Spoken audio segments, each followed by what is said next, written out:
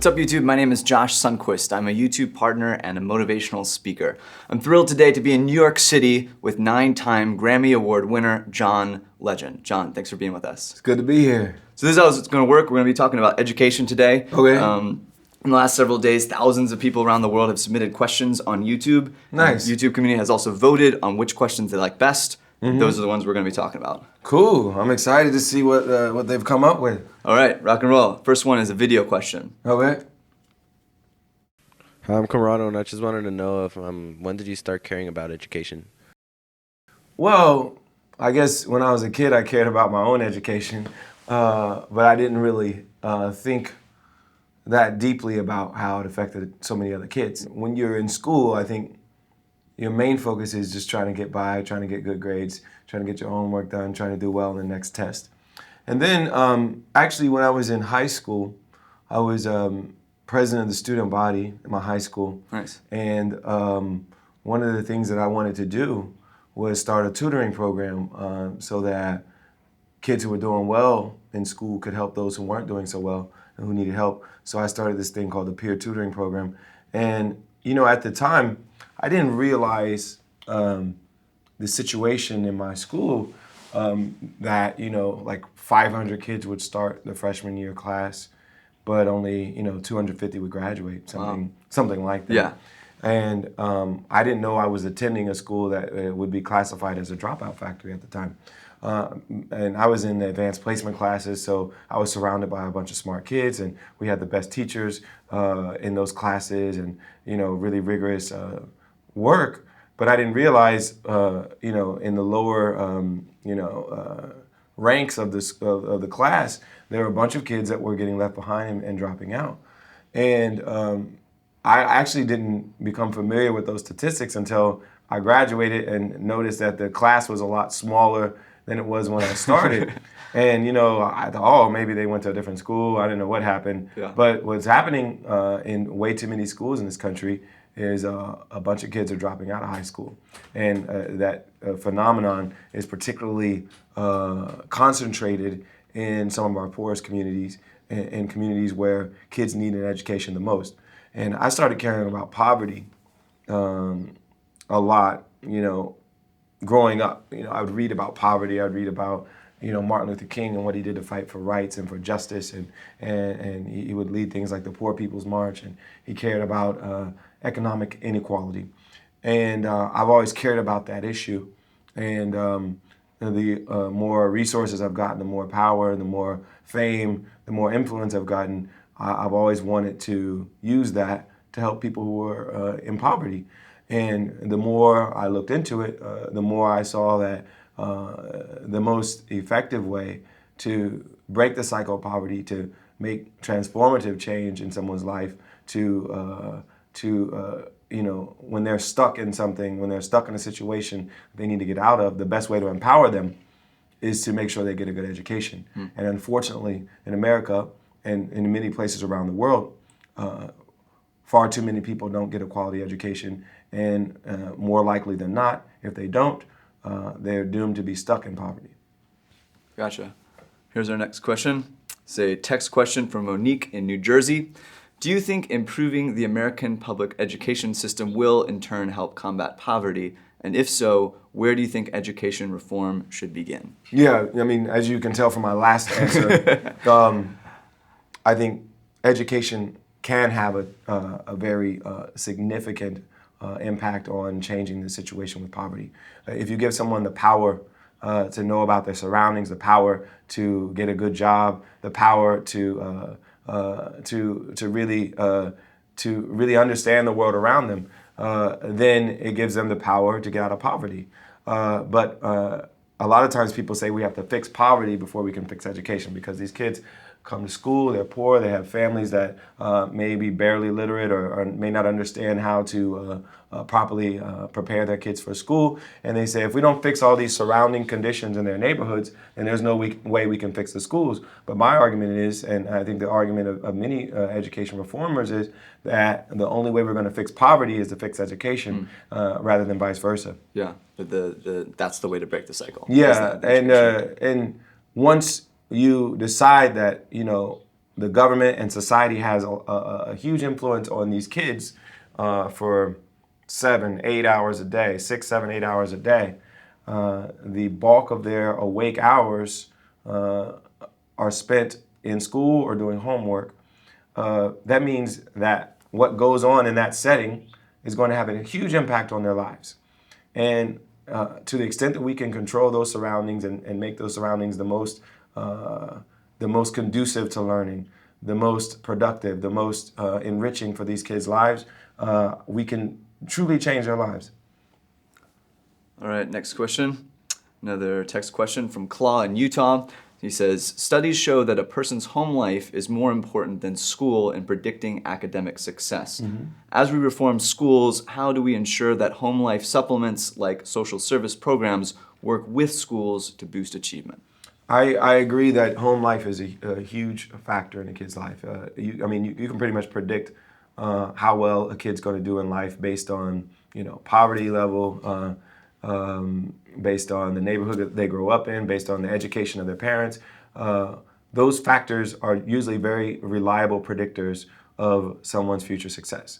The only caveat I would say about that is, given all of that, the thing that the government, that society, that we as a broader community have so much control over is what happens in the four walls of a school between, 8 o'clock and 4 o'clock or, whatever the times are that the kids are in school. Yeah. We can't control every aspect of their home life. We can't control every aspect of their neighborhood life.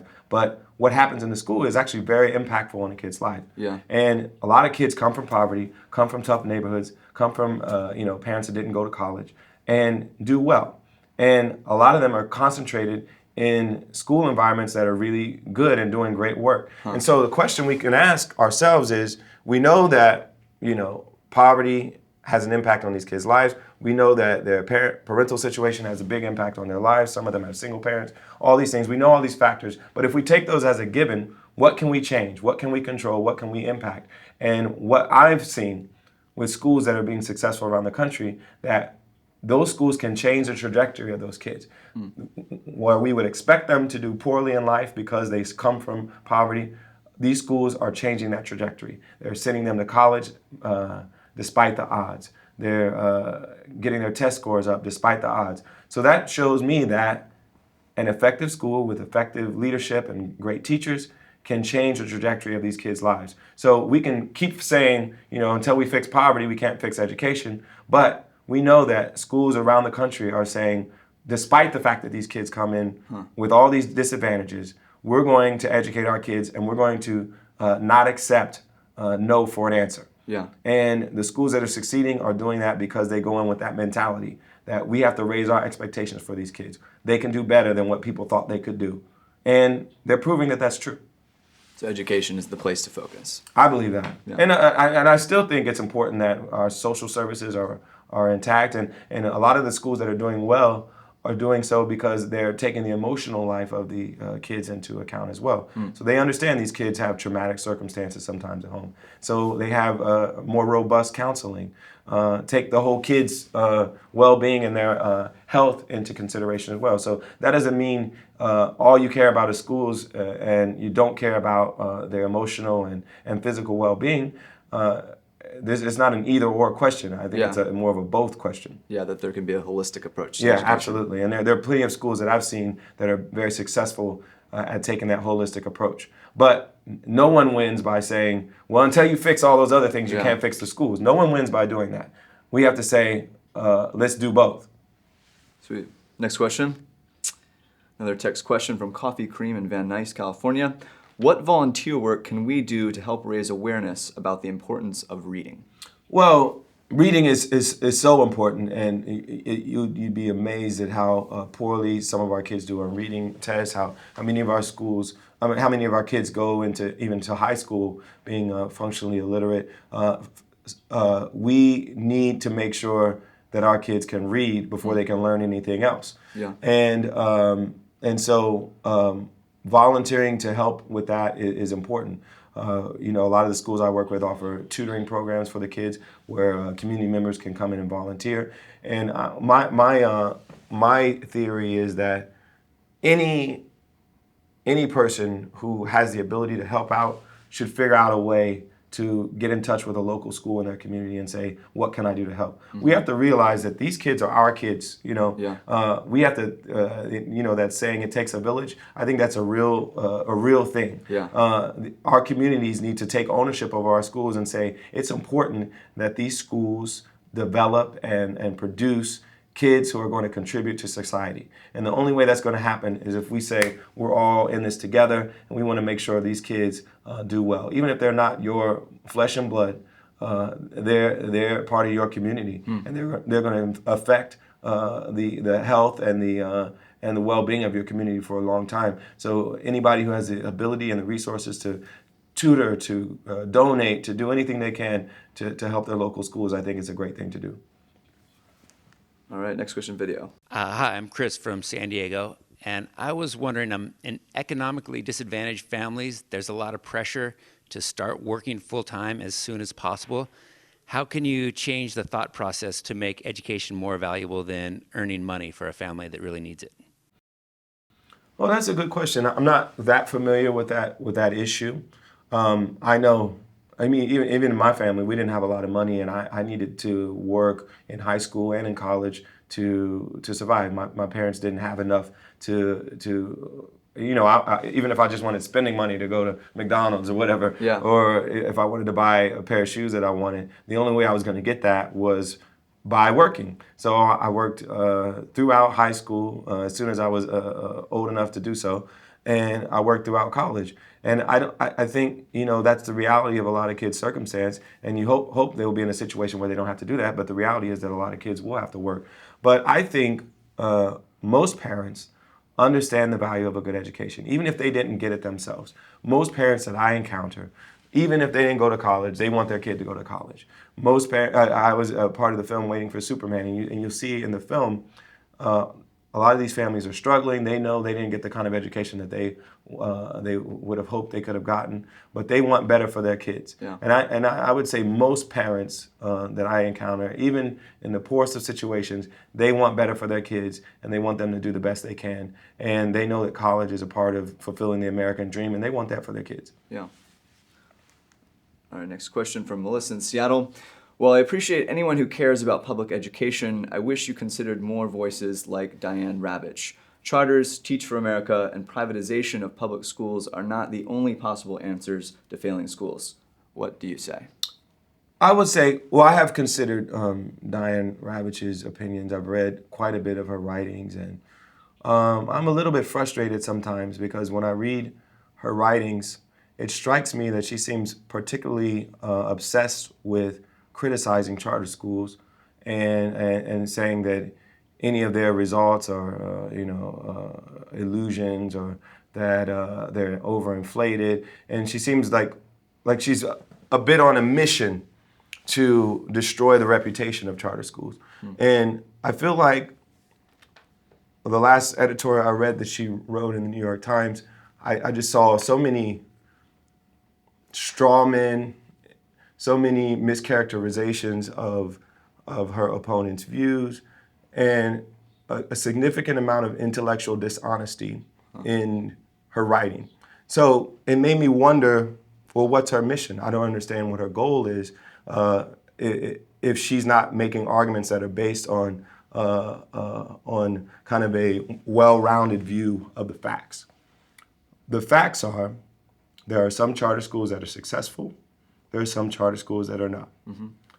But a significant number of charter schools are very successful, to the extent that we should want to learn why they're so successful. Yeah. Not try to knock down the statistics. We should want to figure out what is the reason that these schools are so successful, and how can we replicate that? I'm not devoted to the charter model. I think I'm devoted to good schools wherever they come. And if we find out that other types of school authorization mechanisms work, I don't care about the the authorization mechanism and how these schools are organized. I care that they're doing the best job for these kids. If you're a kid, if you're a parent in a tough community, all you care about is getting that lifeline. Yeah. You want to go to a great school that's going to have great teachers, that's going to prepare you for success. You don't care whether it's a charter, you don't care whether it's a traditional public school. And by the way, charters are public schools. So it's kind of a false argument to say this is all about privatization and corporatization of schools, because charters are public schools and they're actually funded less than traditional public schools. And they have to go out and raise a lot of their money so that they can operate on a par with traditional public schools. So, I want good schools to be in every community. And if we see that certain schools are doing a great job, let's not try to tear them down. Let's not try to find reasons to criticize them. Let's make all of our schools better. Let's make all of our schools accountable. And if they're charter schools, if they're traditional public schools, or if they're private schools, we want all of our kids to go to great schools. Mm-hmm. So for you, it's not necessarily about charter schools versus traditional public schools. It's about what works best, and let's do that. Yeah, and the thing that has excited people about the charter school movement is that these schools have had freedom to work outside of the traditional regime. Yeah. And when you need radical change to improve the outcomes of these kids, sometimes you need to go outside of the traditional regime to find what works. Yeah. Because otherwise, you have all these rules, you have these work rules that say you can't work past a certain amount of time, you can't fire ineffective teachers, you have all these rules that saying you can't do this and that. And no organization can run if they don't have the freedom to experiment and do things that might work. If things have been not working for so long, you need to figure out what's going to work. And charter schools have had the freedom to learn what might work when traditional schools have been failing at that mission. And so this argument is kind of set up in a way that is not conducive for us to really reform the schools. It's saying charter versus public. First of all, charter schools are public schools, and it shouldn't be about charter versus public. It should be about where are the good schools, why are they working, how can we replicate it? Next question from Soul Brother in Oakland, California. Considering the dropout rate in low-income communities in conjunction with the overall cuts to education in terms of jobs and programs, how can we prevent education from becoming another color line? Oh, it's too late. It already is. We have to change that story. But it is. I mean, it's been a part of the color line since, America's existence. Slavery. When black folks were enslaved, they weren't educated. They were denied an education then. After slavery, with Jim Crow, it was very difficult for a black person to get a good education. And in America now, not explicitly along racial lines, but because of poverty, because schools are usually community-based and based on property values and property taxes in that community. If you're poor, it's difficult for you to go to a quality school. So it's just really a perpetuation of an unfortunate part of America's legacy. Hi, my name is Phil Martinez, and I was wondering, since you're a musician and also a charity worker, how do you manage your time? Well, I was in the studio till 2 a.m. last night. Wrote a new song. All right. Like the whole thing, like you started and finished, yeah, we started and finished the song. That's how I write. I usually do everything in one sitting, so it usually takes like 4 or 5 hours to try to write a good song. Some are better than others. Some are worse than others. But I did that last night, and then I woke up at 7 this morning to get ready to be here, and that's just my life. And I do the things that I want to do and that I love to do. I don't wake up and do anything that I don't want to do. Yeah. I love doing this. I love talking about education. I love helping kids get a quality education and being part of the solution to a really important problem in this country. And I also love making music, and I'm about to go on tour with Sade and have a great time. So, I make it work. That's cool. Next question, a text question from Australia. I work as an ambassador for Teach for Australia and was wondering, What do you think the key is to encouraging young people to make a difference through the program despite the allure of the awaiting corporate world?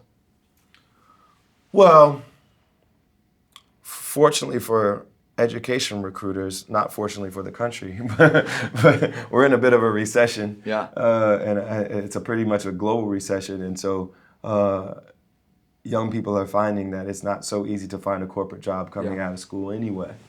So this creates an opportunity for education recruiters to say, hey, why don't you consider working in education? Maybe you won't spend the rest of your life working in education, but maybe you'll spend a significant amount of your 20s doing it or whatever. Use this great knowledge that you've gained going to college and help somebody else. So I think it appeals to people's altruism, and there's an economic argument for it at this point because of the lack of other options that are out there for people graduating from school. Now, the question is, for the future though, from a public policy perspective, is do we want education to be like the 5th, 6th, 7th, 8th, 9th, 10th option for a talented college graduate? Or do we want it to move up on the list? And the only way we're going to be able to do that is to make it more attractive. And I think, honestly, I think we should pay teachers more. Make it a more appealing profession for our most talented kids. If you see places like Finland or other countries where they have highly successful schools, part of the reason is that a lot of their top graduates are going to teach after college. In the US, that's not normally the case. And so if we want to change that story, we need to make teaching more attractive for our top college graduates. And part of that is going to be making sure that teachers get paid well. And then additionally, we have to make sure they have a great environment to work in, an environment that fosters creativity, accountability, challenges them in the right ways, and develops them in the right ways. And you're on the board for Teach for America. Yes, I'm on the board for Teach for America. And fortunately for Teach for America, the issue hasn't been the lack of qualified candidates. There's been lots of young people that want to get involved. And like I said, the state of the economy actually helps with that story. For that to be sustainable, where we always have a bunch of great kids that want to teach, again, like I said, I think we need to make the career more attractive. Because it seems like that's one of the things that TFA has done really well is sort of make education a sort of not only like a valid but sort of a prestigious option. And they make it a mission. Schools. If you read Wendy Kopp's book, you know that there's a certain zeal that the organization has, that she has, that the young people that join the organization have.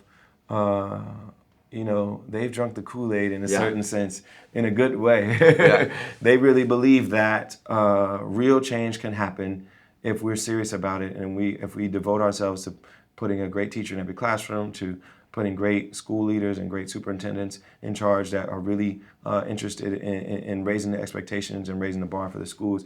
And once those young people spend a few years in the schools and see what's possible, then a lot of them go on to become some of the most influential reformers because they know what they saw, they know what they were able to do in their short time teaching, and they say, we've got to do better as a school system. The founders of KIPP schools were Teach for America alumni, and they learned what was possible by being out there. In their first year, they struggled. They got better as they went along as teachers, but they learned that great teachers can make really transformative change in kids' lives.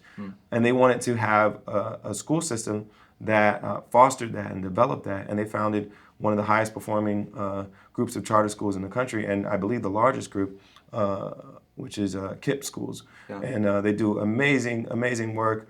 They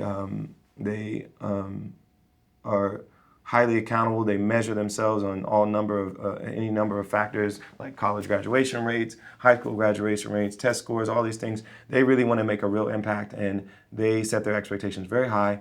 And part of that zeal, part of that passion for reform came from their experience in Teach for America. So I think it's a powerful way to involve really talented motivated young people in our education system. We need more people like that. Yeah. Next question from Mr. Sticky. Being a musical artist yourself, what are your thoughts on the arts in school? Should they be cut or kept? I'm going to go ahead and assume that you're going to think they should be kept. If the latter, though, here's the interesting part of the question. Are they in need of more funding, or is the funding in need of more management? Well, first of all, very clearly, the arts have made a huge impact in my life. Yeah. And a lot of that happened in school. I don't watch Glee, but I get the sense that Glee actually is helpful in this argument right now. Because, Yeah, I think so. Because what's happening with Glee is that people are seeing that the arts, they're seeing it on television, that the arts can be such an important part of the lifeblood of a school, part of the education that kids receive. Because education is not just about standardized tests. It's not just about math. It's not just about, kind of the harder subjects. Part of it is about understanding yourself, understanding how you relate to others, understanding critical thinking and how to craft an argument, how to understand other people's point of view. And a lot of that is developed through the arts. And I feel so sad knowing that because of budget crunches and all these other things, that some kids won't get the kind of arts education that I was able to get in school, which was such a powerful thing for me. Yeah. It brought me out of my shell. It made me more excited to come to school every day. And these things, we can't take these things for granted. I think they really make a big difference in kids' lives. And actually, I think some studies even show that it helps you with your math. Yeah. So when you see all of that, again, I hate that we have to have an either or kind of debate about these things. It should be all of the above. Yeah. It shouldn't be. It should be math and reading and history versus the arts. It should be all of the above, and they complement each other and sustain each other. And so I'm of the belief that we need to make sure our schools are fully funded in a way that they need to be funded, to make sure we have great teachers, make sure we have all the programs that kids need to succeed. And if that means we have to cut back on other things in our society, then so be it. If that means we have to raise taxes, then so be it. All right, next question. From Andy in New York. What inspires you to perform? In addition, what also keeps you motivated and performing at a high level? Well, I love music. I've loved music since I was a kid. I love being on stage. I love writing a song. I love the feeling that I get when a song comes together and it just feels right. And I just know I'm going to be proud to sing it on stage in front of, thousands of people. I love it. I love what I do. And I'm also ambitious, and I'm also competitive, so I want to win. Yeah. I want to be successful at what I do. And so I'm committed to working hard. I'm committed to going to the studio and working on the song, the umpteenth version of it to make sure I get it exactly right. I'm committed to that. I'm committed to rehearsing with my band till we get the show exactly right. We want to do the best show in the business. Yeah. And so part of it's just my love for music. Part of it's me being competitive. But all of that makes me want to perform at a high level. Yeah, doesn't sound like motivation is an issue for you. Yeah, I mean, like I said, I get to do what I love to do every day. And I don't take that for granted, and I want to continue to try to be the best at it. One more music question. Who is your greatest musical influence? I think my greatest musical influence is Stevie Wonder, but I've listened to so many different artists over time. Some other people that are influential to me are Nina Simone, Marvin Gaye, Ray Charles, Jeff Buckley, the Beatles. Those are some of my favorite artists and people that, I've taken things from and tried to, see how I could incorporate it into my own music. Gotcha. All right, so now is a section here at the end of the interview called The Big Three, with 3 questions from Worldview. What is one experience that changed your view of the world? Well, that's interesting. There's been many. One significant experience was getting involved with Jeffrey Sachs, who is a professor at Columbia and one of the leading thinkers in the world on the global economy, and particularly around development in developing countries.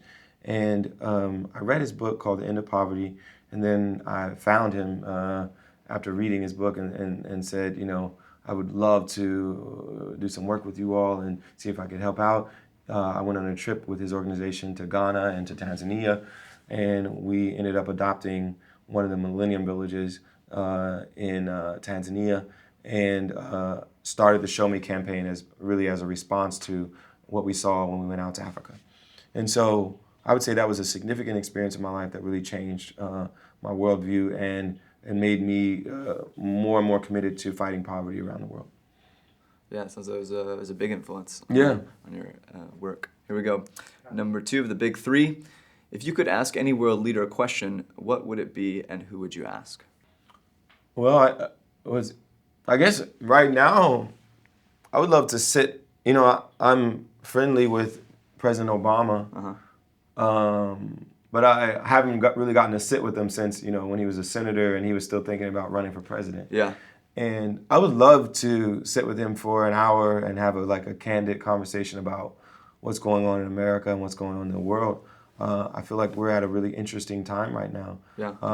We're at an interesting time when it comes to kind of overall fiscal policy, overall direction of the country, when it comes to education, when it comes to the environment, when it comes to the wars that are happening in, you know, Afghanistan, Iraq, and the conflict in Libya.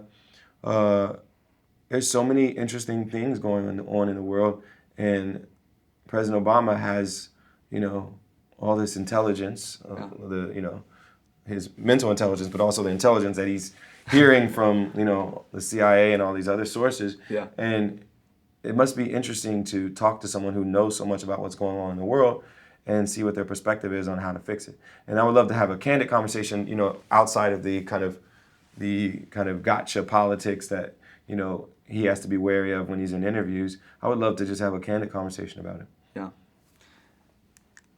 And the final question of the big 3. What is the biggest problem facing the next generation, and what can we do to solve it? And this is also your last question from YouTube Worldview. Well, I don't know if there's one problem that I could say is the biggest problem. Obviously, I've chosen to focus on education, and I think it's really important for me because I'm of the belief that every life is valuable, that every kid should have an opportunity to succeed, an opportunity to shine, an opportunity to be the best they can be. And I feel like if they don't get the opportunity to get a great education, then they won't be able to fully realize themselves and be the best person that they can be. And so that's why I've chosen to focus on that. I believe it will impact so many other aspects of life. It will impact crime, it will impact the economy, it will impact the way we relate to each other, you know, across ethnic lines and across international lines. I think education is such a powerful tool to change the world, and we need to do a better job around the world of making sure that more kids are able to get a good education. Well, John, thanks so much for coming in Thank today. you. Appreciate your time. It's a pleasure. I'm Josh Sundquist. This is John Legend. I encourage you after this video to check out John's channel on YouTube, youtube.com/JohnLegend. I'd be honored if you check out my channel, youtube.com/Josh Sundquist. And I also encourage you to check out youtube.com/edu, an amazing channel put together by YouTube where you can learn about everything from playing the piano to nuclear physics and everything in between. Thanks again for watching. I'm Josh Sundquist.